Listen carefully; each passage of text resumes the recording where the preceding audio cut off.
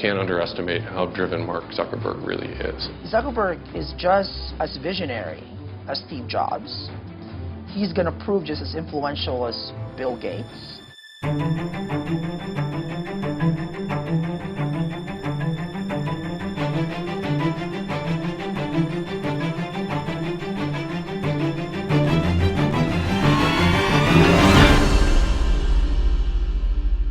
5 habits that Mark Zuckerberg has that has enabled him to build his Facebook empire. Now, you and I, chances are, we don't have the intention to build a multi-billion-dollar empire, but you and I probably can agree that habits is what determines what we do on a day-to-day basis. Habits is going to in turn determine our result, our course of action, what we do on a day-to-day basis.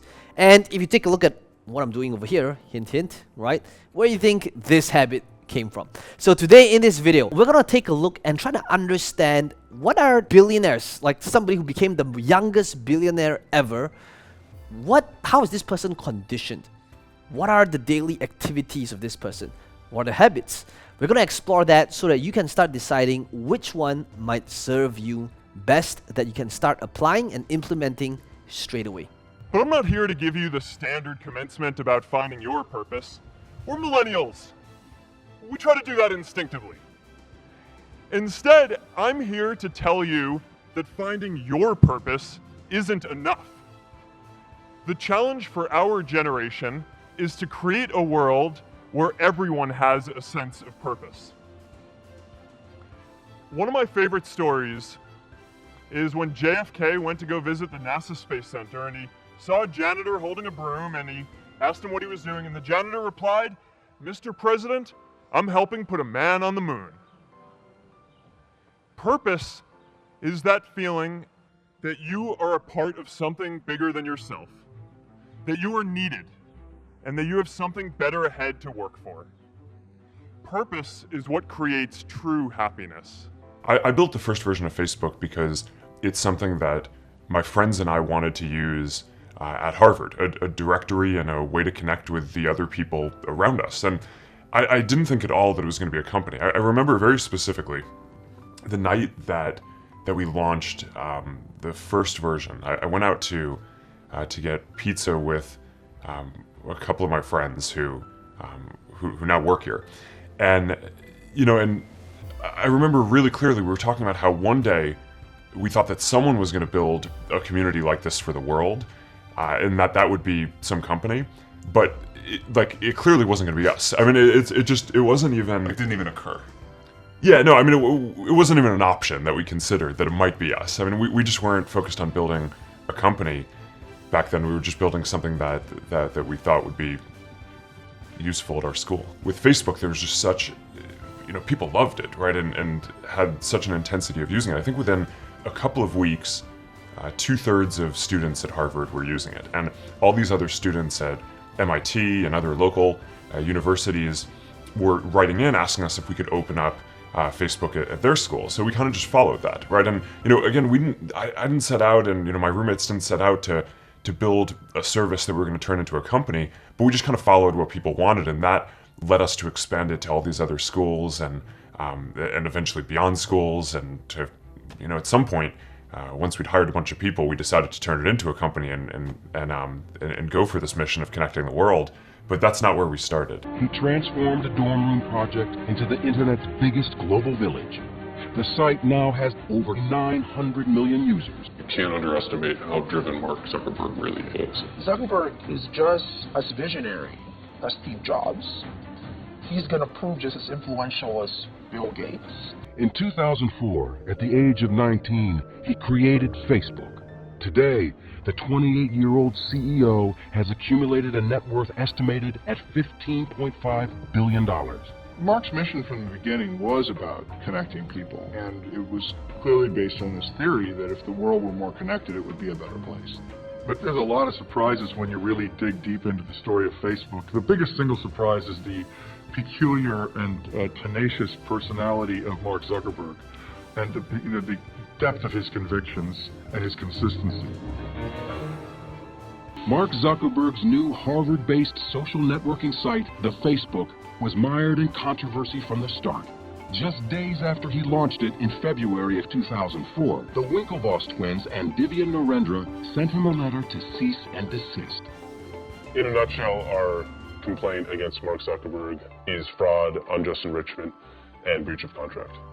Zuckerberg responded with a letter denying any wrongdoing, claiming his site was a separate venture and used none of the same code. The Winklevoss twins and Narendra would later appeal a $65 million settlement with Facebook. They lost in federal court, but that settlement could now be worth $200 million. But none of the vicious legal wrangling slowed the incredible momentum of the Facebook. Tensions began to grow with Zuckerberg's original partner, Eduardo Saverin, who remained on the East Coast.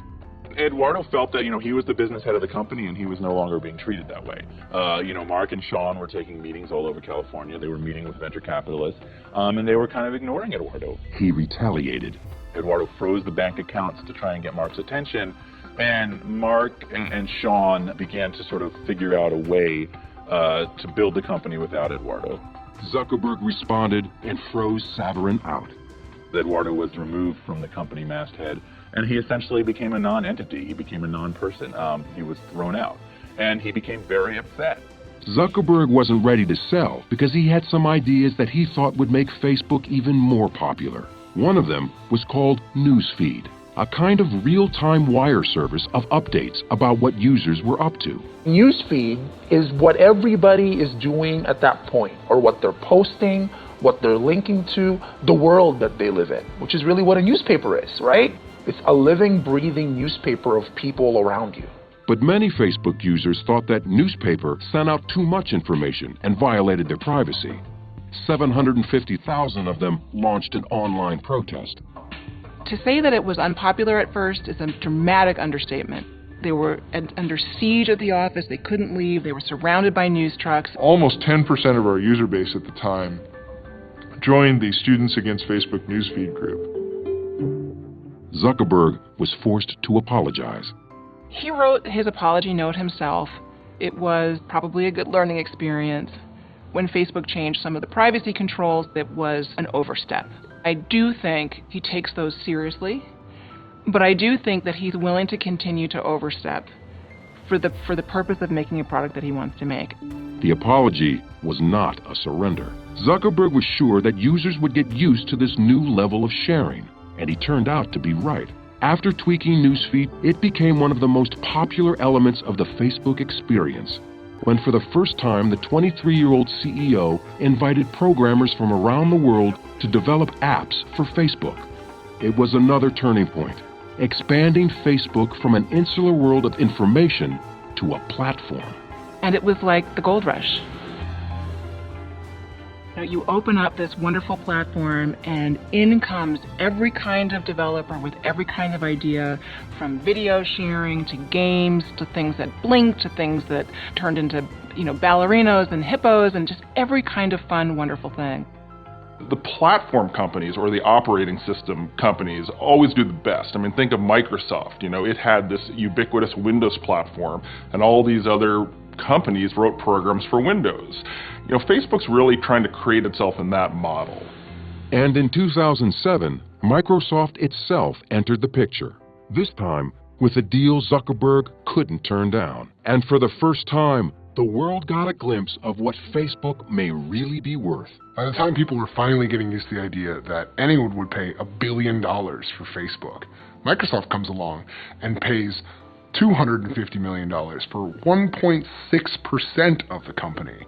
It was outrageous. It valued the company at $15 billion.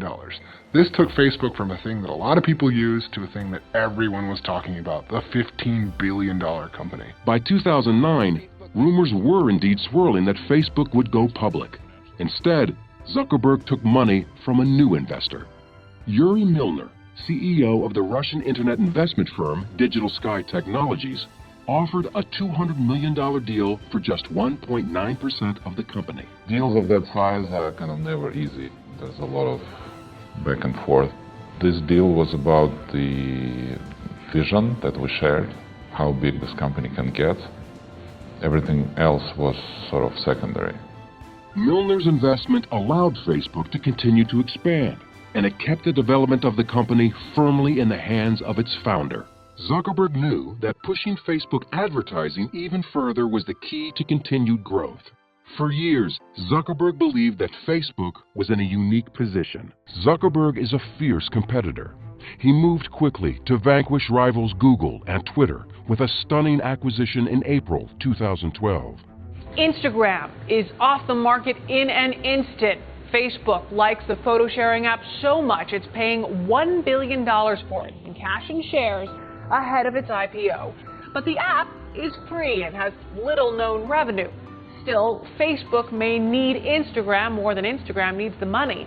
Instagram has become a photo-sharing competitor and a social network all its own. It was considered a radical and defensive move.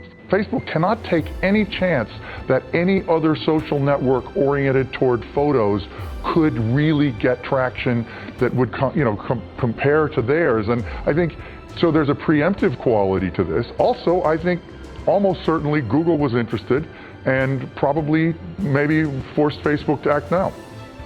1 month later, Facebook finally went public in the largest IPO on record for an internet company, making Mark Zuckerberg a multi-billionaire. This is an awesome moment. The CEO in hoodie and sneakers retained tight control of his company with 57% of shareholder voting rights. For a site that's able to move from the dorm room to a site where, my 80-year-old mother and myself and my chiropractor and my third grade class all reunites on the site and we all have something to talk about, it's an achievement.